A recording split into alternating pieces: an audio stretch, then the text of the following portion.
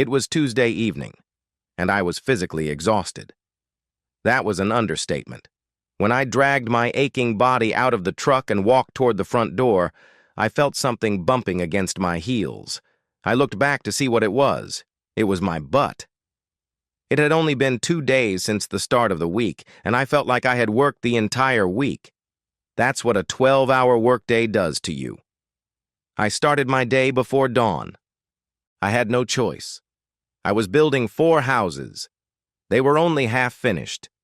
I had 2 more houses under contract that needed to be finished at the last minute before we could close the deal. The new buyers changed their minds about the kitchen and bathroom countertops in one of the houses. In the other house, all the ceiling fans had to be replaced, and the carpet in the master bedroom had to be replaced with a different color. That meant repainting the walls a different color. Nothing major, and the buyers covered the additional costs. But I was under pressure to finish everything with a small crew. The recent COVID surge hit us hard, so I did some of the work myself with the help of a couple of assistants. Even my subcontractors felt the impact. They couldn't get their final payment until the work was done. The interim payments were barely keeping them afloat. Today, I told them that we would focus on one house at a time until the staffing situation improved. My partner wasn't happy about this, as he was the one who had to deal with the credit company that provided us with the interim loans. It was the job of a financier, as I often told him. We both had business degrees and knew how things worked. He was just better with people. I knew more about construction. We complemented each other well. I have to give him credit. He tried to help where he could, but his skills were limited. When I arrived, no one was home. I wasn't expecting anything special. We didn't have any children. My wife, whom I had been married to for 3 years, was apparently still at work. I went to the refrigerator to get a cold beer. I found 6 cans, so the evening wasn't a total loss. I glanced in the fridge as I took out the beer, but I didn't see any meat that had been taken out to defrost. There was nothing else I could make for dinner. I wondered what my wife had planned for dinner. We usually shared the cooking duties. It was her turn to cook this week. We took turns cooking for a few days and then switched. About a month ago, she suggested we cook for a week and then switch. She said it would help us plan our week. I didn't think it would help her much, though. I wasn't particularly happy with the pizza she bought on her way home from work yesterday, as usual, late. Her meal planning left a lot to be desired. God knows how much I've suffered from serious upheavals over the past 5 years. My first wife decided I wasn't right for her after 5 years of marriage. The only thing that saved my dignity was the realization that I couldn't compete with her new lover. I wasn't even in the running. We parted amicably without hurting each other's wallets. I didn't believe I would walk away with my anatomy intact when I offered to watch my ex and her friend have sex. At least my ex had enough sense of humor to respond to my request the same way her lover did. To my disappointment, they still refused to let me watch their games. Her affair could have ruined my business, as her lover, Rachel, was the twin sister of my business partner. John was furious with his sister, believing she had set him up on purpose. We took a risk and invested all the money we could beg or borrow to buy a large piece of land that came on the market after the death of its elderly owner. We had to work together, and he was afraid that I would blame him for his sister's actions. John finally calmed down when we all sat down and discussed the details of my divorce. Judy wanted the house we built. In exchange, she gave me her half of the unprofitable business and all our savings. She even took on the mortgage for the house. We were all happy, or at least satisfied with the arrangement. She convinced her parents, who still loved me, to lend me money at a minimal interest rate. We all remained friends, and she wanted to support my business ventures. Of course, she was an investor, as was her lover. Judy and Rachel even convinced me to agree to be the father of several children for them in the future when they were ready. I asked if we would do it naturally. Again, my suggestion was not taken in the spirit in which it was made. Rachel said we could do it naturally, but she would pretend to be a praying mantis. but she wouldn't bite my head off. She actually sounded half serious. It sounds like the plot of a cheap erotic story. I know because I'm an avid reader of erotic stories on the internet. I've even written a few myself. It's one of my hobbies that I do when I have time. It's one of those things that helps me relax and take my mind off real life. I keep this part of my life a secret. I once let it slip to Judy when I had a few too many drinks. She and Rachel had invited me over for dinner. She thought I was joking and just wanted her to tell me about her activities with Rachel. I smiled and let her think that. In fact, I would have loved to see her and Rachel in action. That taught me not to tell Sharon about my hobby. She was a real estate agent and had just started working at the agency where John and I had listed our houses for sale. I wanted to help this attractive 29-year-old blonde succeed, so I asked her to sell my house. As a real estate agent, she had to split the commission with her broker, but the money made her happy. So happy that she agreed to go on a date with me when I asked her out. For the first 7 years after college, she worked as a school teacher. She had never been married and had no children. She told me she was tired of jerk teenagers and wanted a career change. Real estate seemed interesting and didn't require any additional education, so she enrolled in night classes and got her license. We dated for 6 months and got married 3 years ago. Of course, she knew all about Rachel and Judy, since we saw each other regularly. Sharon teased me a little about being a cuckold. I was surprised she knew that word. You don't hear it in everyday speech. She just shrugged in response to my joke. I joked back that I couldn't compete with her because I didn't have the necessary equipment. I told her that what worried me most was infidelity. Judy and Rachel had been sleeping together for a long time before they confessed their feelings. I had no idea. I believed that these two women were just enjoying each other's company because they spent a lot of time together. I wouldn't have been so upset if Judy had just come up to me and told me the truth. I knew that Judy had experimented in college. She later told me that she had mostly been with women and that her experimenting period was with a man, meaning me. It still hurt me deeply, and I made Sharon sign a prenuptial agreement stating that in the event of infidelity, the cheating party would receive only 15% of our joint assets and no alimony. For us, these were mostly financial assets, as the business and the house we lived in were excluded from the agreement. I built that house shortly after the divorce. I needed a place to live, and my profession as a builder gave me a big advantage in terms of real estate. I certainly couldn't complain about my sex life with Sharon. She was hot in bed, in the kitchen, in the living room, or wherever we happened to be. I had just put on a pair of jeans and a sports shirt after a shower and was heading to the kitchen for a second pint of beer when the front door opened and Sharon walked in. My annoyance grew when I noticed two things.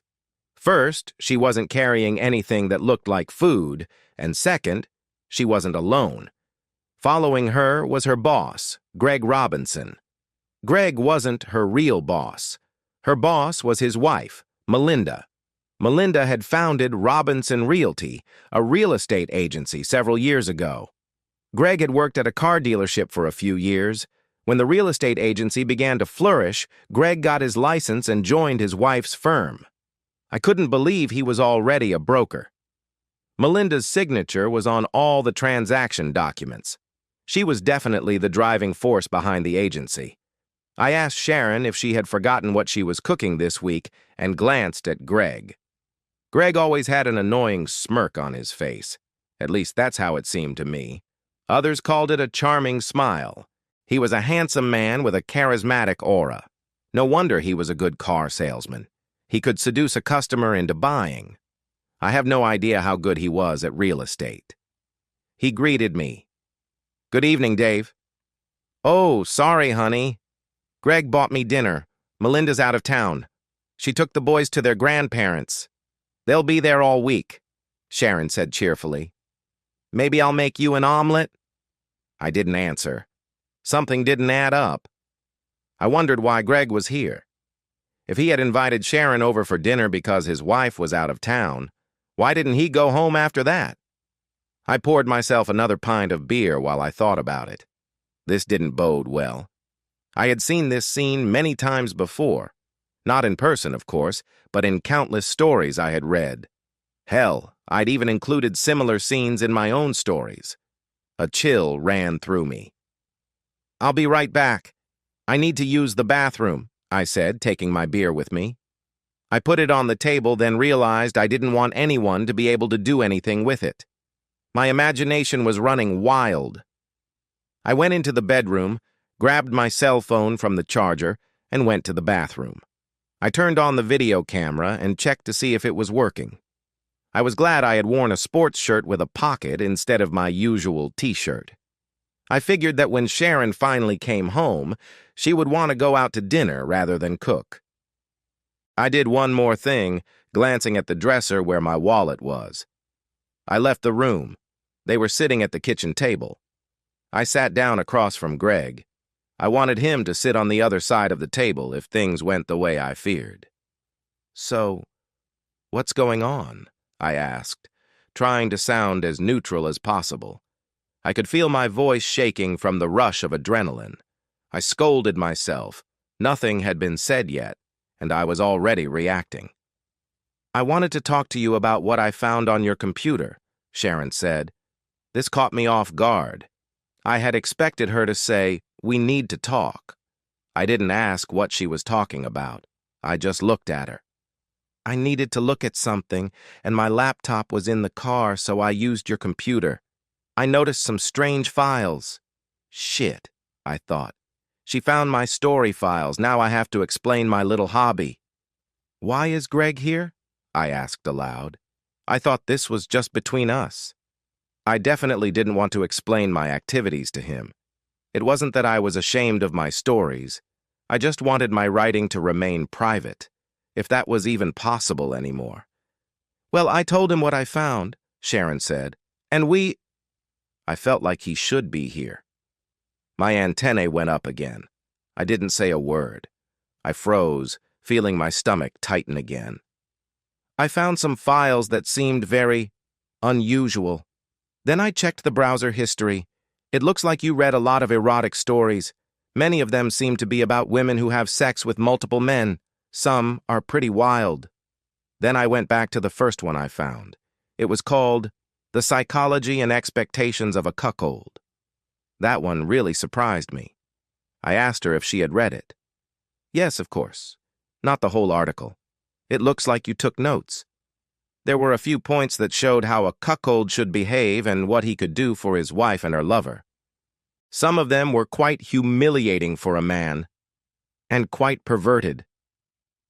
I didn't tell her that there was no such article. I made up the title and the points I wanted to use in the story I was writing.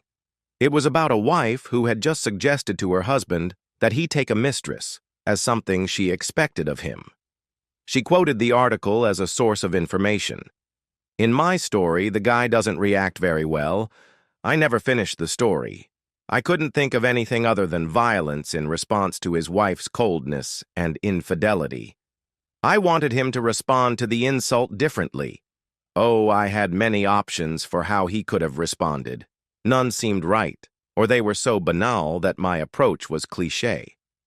I put that story aside to write a story about an alternative society where judicial slavery existed. Sharon clearly hadn't read my story file. She was too busy looking through my notes and browser history. "I understand that you fantasize about your wife cheating on you and making you accept her as your boss," Sharon said. I stared at her. I know I blushed. Not because her words embarrassed me, but because she said it in front of Greg Robinson. "I think it has something to do with Judy cheating on you with a girl. You probably believed you weren't good enough for her or something like that." I didn't think anything like that. "He'll have sex with me, sometimes you'll watch, and sometimes we'll have sex and then you can have me," Sharon said as if it were perfectly normal. "Greg has some restrictions, though." "Tell me," I said. My sarcasm was gone. "Well, I can't have sex with Sharon after you," Greg said. I turned to Sharon. "Greg said, after you. Is that how you two have sex?" She blushed and nodded. My stomach twisted again. I felt cold and alienated. It was as if I had written it myself. Well, yes. We've been doing it for a long time, she admitted. I asked how long. Maybe a year. Not often at first, but lately, probably 2 or 3 times a week. So why did you bring this to me today? I asked. Well, I wanted to do it earlier, but Greg was nervous. We decided it was time. We tried doing it in his guest room or at a motel, but motels are expensive. And he gets so nervous that his wife might come home and catch us, and then it's not so much fun. Lately, we've been using the spare room at his friend Jim's house, Sharon confessed. Jim is divorced and his sons are only there on weekends, so he lets us use his house during the week. So Melinda doesn't know about this? I asked. Oh, no, she'd go crazy. She wouldn't want to share, Sharon replied. So I can't sleep with Melinda while you're with Sharon? I asked reasonably. I believed he would catch the sarcasm in my voice, but he was so enraged that he didn't notice. Hell no, Greg replied heatedly. Melinda is off limits to me. I don't dream of being a cuckold. How about I get myself a girlfriend while you're busy? I asked. Hell no, Greg replied heatedly. Melinda is off limits. I don't want to be a cuckold. How about I get myself a girlfriend while you're busy? I asked. I wasn't even upset that he surprised me. Somehow I had switched off. I had already made up my mind. I just needed the information. Oh, hell no, Sharon said. You won't find another woman. I'm feminine enough to satisfy your needs. What's more, if you bring this up again, you'll be punished. Sharon smiled as if she liked the idea. I know that's how it works according to the cuckold rules I've read. I already have an idea of what I can do. I'm sure you'll never agree to it voluntarily. At least not at first. Right now, your limit is just me after Greg. But I'll push you if you're a bad boy. She not only smiled, but giggled at the idea. Okay. 2 more questions. Did you have sex today? And you said Melinda doesn't know anything? I asked. She doesn't suspect anything, right? Greg replied. Of course Melinda doesn't know. That's important. She mustn't find out. And yes, I slept with Sharon this afternoon before we went out to dinner and discussed coming here. We plan to go to your bedroom and do it again. You can watch if you want. Then I'll leave and you can go about your business. It's up to you. Yes, you can bring me back. Sharon giggled. I had another thought. Sharon, a couple of months ago you said your biological clock was ticking and we should think about having a baby, I asked. How would that work? Have you thought about it? Oh, yes. Greg and I have discussed it, Sharon said. When we're ready, I'll stop taking the pill. We've discussed a few options. I smiled good-naturedly. I had heard enough. What about the third option? I suggested. I turned to Sharon. You remember our prenuptial agreement, right? She nodded, but said that if that's what I wanted, the prenup wasn't a problem. We would just cancel it. Okay, then that's my decision, I said. Greg, you're going to get up and leave my house. You can sit outside and wait while Sharon gathers her things. She can bring them out to you, and you can put them in your car or hers. Then you can take her to your place and sleep with her all night until Melinda comes back. His face darkened with surprise. He blushed. You can let Sharon stay with you or pay for a motel. I don't care, I just know she's not going to live here. Now, if you two get down to business and settle things quickly, I might not call Melinda tonight. He began to stammer. First, I'd like to throw this beer bottle in your face, smash it, and then stick the shards into your skin. But I don't want to go to jail. He looked very agitated, so I added, for the same reason, I'm not going to pick up the Glock pistol lying on my lap and load it with 9mm bullets. However, if I remember my rights correctly, in this state, as soon as I tell you to get out of my house and you don't leave, you will be considered a trespasser. I can call the police. If you threaten me, I will consider my life to be in danger and act accordingly. You can't kick me out, Sharon declared. This is my house too.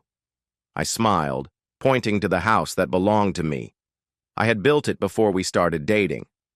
Let's call the police, I suggested. I'll explain everything you said tonight to them. I'm sure they'll be happy to kick you out of here. Go to hell, Greg said. It's your word against ours. Call the police, damn it. We'll say you're crazy. You have all these files on your computer. You let your fantasies cloud your reality. I couldn't hold back my laughter.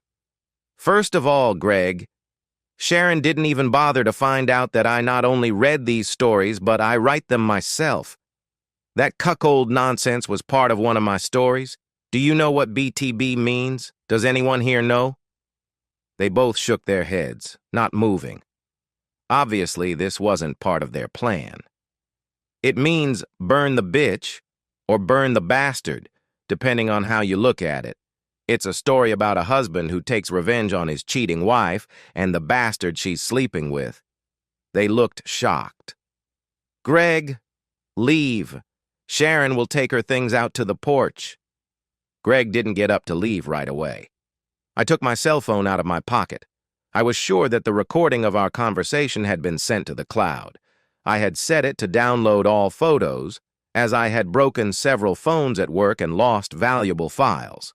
I had learned that it was impossible to completely erase data from a cell phone that had fallen into wet cement. I wondered for a moment if the phone would continue recording while I was talking. Either way, I had enough information, so I didn't care. "Hi, John," I said when my partner answered. "I need your help. Can you come over as soon as possible?" He asked if it was urgent. "Yes. Sharon came home with Greg Robinson today. It looks like they wanted to have sex in my bed while I was watching. They've been dating for a year. He's sitting right here at my kitchen table. I told him to get out of my house, but he refused. I need a witness and someone who knows in advance that I warned him. If he attacks me, I will consider it an attempt on my life. The front door is unlocked." He said he would be there. I smiled at Greg, who was just staring at me with his mouth open. I pressed the buttons and made another call. "Judy, you and Rachel need to drop everything and come to my house. It's urgent." She asked if she should call the police or an ambulance. "No, I'll call them in a minute. Sharon came home with her boss and said she was going to sleep with him in our bed while I watched. They've been cheating on me for a year. I need witnesses. Please hurry. Just go straight to the house." "What the hell are you doing?" Greg asked, horrified. "Are you going to tell everyone? This was supposed to be between us." Sharon began to cry, but it wasn't supposed to turn out like this. Sharon sobbed. "We planned everything." "Plans change," I said. She continued. "You were only supposed to argue a little about the cheating, just enough to show that you didn't want it. I knew you'd be humiliated, but that's part of the game. I would have acted calm and told you to forget about it. It was supposed to be a private game, just the three of us." She shook her head. "In the worst case, you were supposed to run out of the house and maybe walk around for a while, but then you would have thought it over, come back and apologize to us." I looked up the meaning of cuckold. That's how it was in the stories. Tears streamed down her face. I didn't know if she realized what had happened or if she was just disappointed that I didn't want to participate in her sexual games. "You've been reading the wrong stories, Sharon," I said. "I suggest you get out of my house, Greg. Sharon, you'd better pack your things. I don't believe Judy and Rachel will treat your things with care. They'll probably just throw everything out on the street." "You're damn wrong," Greg said. "You have no proof that anything really happened. I know you're having money problems and you're under pressure to finish those houses. Maybe you're having a nervous breakdown from all the stress. Maybe Sharon can even get your pathetic ass committed to a mental hospital for a few days. It'll be our word against yours." He smiled his stupid smile again. "We'll leave, but it'll cost you. Think about it. You just can't accept that you've been screwed. Don't piss me off, and I'll be nice when you crawl back. You can have Sharon when I'm not using her. At worst, she'll get half your money if you divorce her. Your business will go under. You'd better say you were joking when those people show up." He paused for a few seconds. "Did you really call them, or were you bluffing? I can't believe you want to announce to everyone that you're a cuckold." I was surprised by his bravado. Did he really believe he had grounds for this? I checked my phone to make sure he was still recording. Yes, he was. I turned the phone so he could see it. His eyes widened. "Oh, shit," he exclaimed quietly. "You didn't do that." I nodded and smiled broadly. I had concentrated too long on keeping a neutral expression. He could see that I was almost enjoying this. Now his expression was murderous. He stood up. "I'm going to kick your ass. I'm going to kill you." I put my Glock on the table. My hand was on it. He probably believed I was bluffing when I said I was armed. "You bastard! I'm going to report you for threatening me with a weapon," he growled, taking a step back from the table. "Oh, yeah? I'll do that." I dialed 911 on the keyboard. The operator asked, "What is the nature of your call?" I told her the truth. "It's not exactly an emergency, at least not yet. I just don't know the number for the police. My name is David Owens. My wife, Sharon, and her lover, Greg Robinson, came over tonight to tell me they're having an affair and want to have sex in my bed. I told them to get out of my house. Greg Robinson refused. He even said he would kill me. I want a police officer to come to my house. I want to file a report in case this crazy man comes back and sets my house on fire or attacks me later. I want this conflict to be officially documented. He is still in my house. He is standing a few feet away from me, with a table between us. I am armed, and he knows it. If he attacks me, I will assume he wants to take my weapon and kill me." I gave her my address and hung up. She said she'd send a patrol car, I told Greg, who was now gasping for air. John walked through the door just as I pressed the button for the last call. I had worked with Melinda Robinson and her agency for many years. Of course, she was in my contacts. "Melinda, I know you left town to visit your parents with the boys. Greg and Sharon told me when they came to stay the night at my place." Sharon screamed in horror. Greg froze. John stood and listened. "Are you really talking to my wife, or are you pretending?" Greg asked, frightened. I almost laughed at the stupid question. Did he still believe I was joking? "It looks like they've been cheating on each other for a year. In your guest room, in motels, and lately at a friend's house. You don't know anyone named Jim, divorced, who takes his boys on weekends?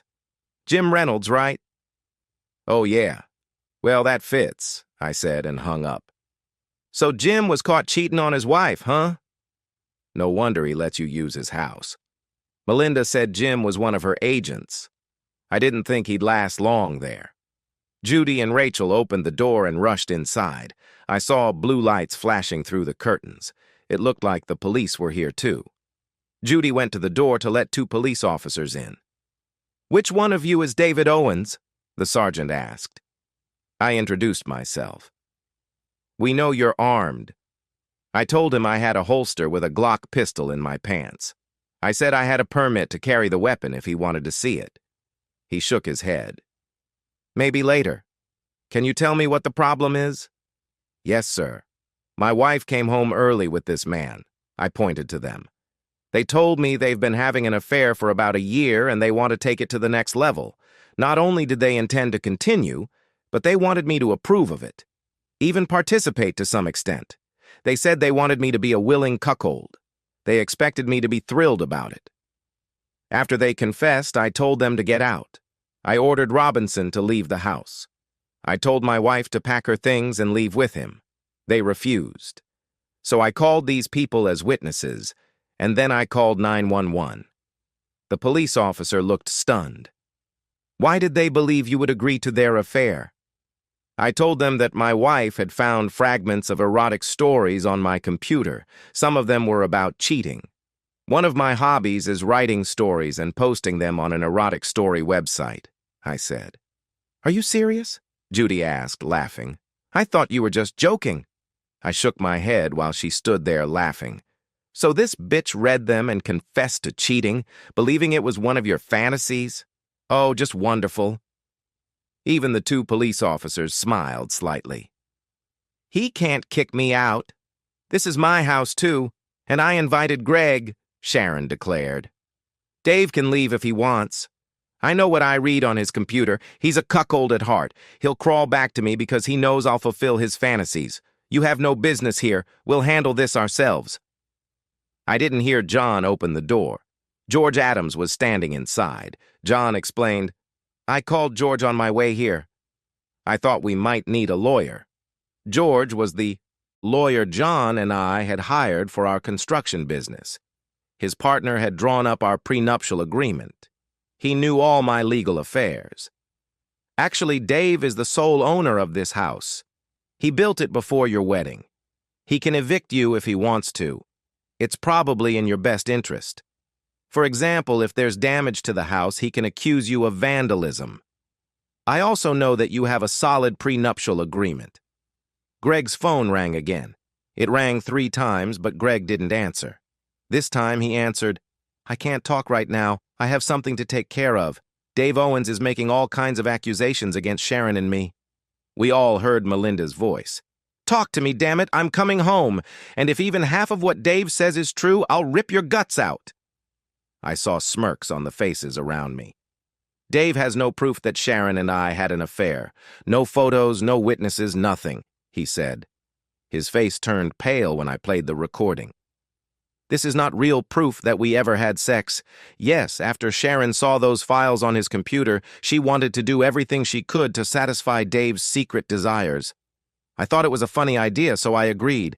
But this recording won't hold up in court. I know my rights. I have a right to privacy. He didn't tell me he was recording." He uttered the last sentence like a drowning man clutching at straws. "In fact, in this case, only one party should know that the conversation is being recorded," George said. "And if the recording contains an admission of infidelity, that will be enough for court." Greg's face fell. Judy and Rachel quickly loaded Sharon's things into her car and Greg's car. They drove away. Watching them, the police officers also drove away. Before leaving, the second police officer, an attractive woman, handed me her business card. "I'd love to read some of those stories. Call me and let me know where they're published, okay?"